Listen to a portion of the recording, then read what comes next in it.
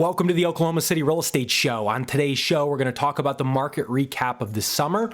Going to look at what prices may do into the fall and kind of just my overall take on what's been going on the last month or so. All right, so let's jump right into InfoSparks. This is a culmination of the MLS data. Okay, so InfoSparks here is, we're going to start off with the amount of homes for sale. This is our total supply of inventory. This particular chart goes all the way back to 2017. I want to kind of zoom in, talk a little bit about the year. Our highest homes for sale at $100,000 and less. We were looking at 56 in September. We're now down to 29 homes at $100,000 or less. This would be the perfect homes for the Burrs. Now that we're looking at about 50,000, and I repeat, 50,000 US American dollars required to take a crappy home to a rental home in that 80 to maybe 110 price point or below, just because that's what it's costing now. 100 to 200 price point, we now have 216 homes on the market, a huge increase, 34% increase in inventory the last year. But if I look back to the 5-year in the 100 to 200 price point, back in 2018, 2017, we were really making a lot of good deals, having fun.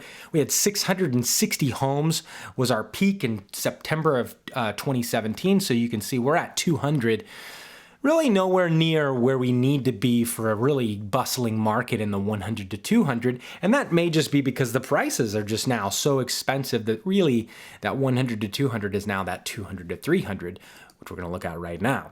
So 200 to 300 price point is now at 255 units in Oklahoma City.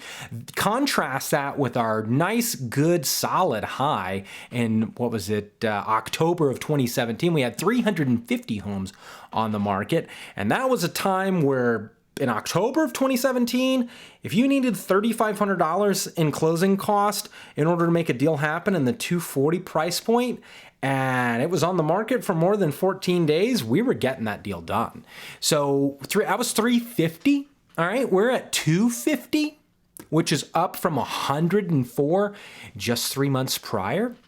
So if we continue that trend, really anywhere in that 300 to 350 supply, we're really going to see some good deals for the buyers. Home opportunity again for VA loans. There's going to be a great opportunity to buy there. Again, that's from the 200 to 300 price point, and that I expect to hit in October, November time period.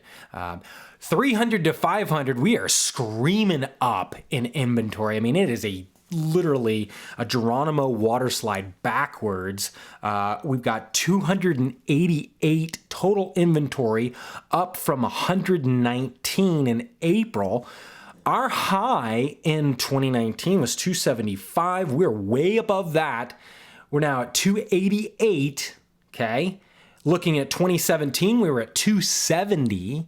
We're higher than that at 288. And I believe there's two reasons doing this in the 300 to 500 price point. One of which is just the seasonal. Kids are graduating. They graduate. They go to college. The parents have now gotten them into college, okay, with the start of the semester, and now they're going to sell those big empty nester homes. All right, and in our market, if you're in California or Florida, in our market, the 300 to 500 is a really good home. I mean, that's a lot of square foot, a lot of space. I'm spilling my coffee on my computer mouse. All right, so one more chart to look at here. I want to look at the sales price totals, 300 to 500. It's up. Right? It's up relative to June. We're at 374.5 is the average between the 300 and 500, or the median. And the 200, we're down.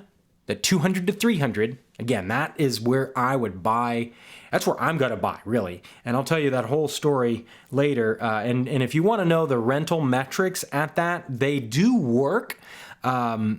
If there's a couple of tips that we've got to do first to make those rentals work in that 235 price point, but that's absolutely phenomenal house for a first-time home buyer, especially if you're using the OHFA or the VA products and you're coming in at nearly no cost at closing. And I'm serious. With that kind of inventory and that kind of price, you can buy with almost nothing, basically bringing nothing to closing. If your credit score is 640 or higher and you have 2 years of solid income and you do have some cash and reserves, okay, that's going to put you in a good running for that price point.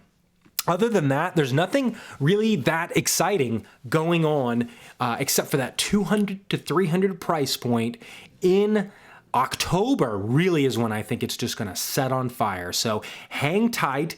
If you're not pre-qualified yet, let's start that discussion. If you're in the middle of a lease right now and you're thinking, man, I kind of want to break it, what would that entail? Email me on that too. We'll look through the lease. We'll come up with a strategy. And heck, I mean, 3 years ago, I had sellers paying buyers lease break fees, and that's essentially a closing cost concession that we can work into the deal. So I like doing business in this world where you can do business and it's not just about like, you know, who likes who, like it's actually trying to reach an agreement. So I'm excited. This is going to be great.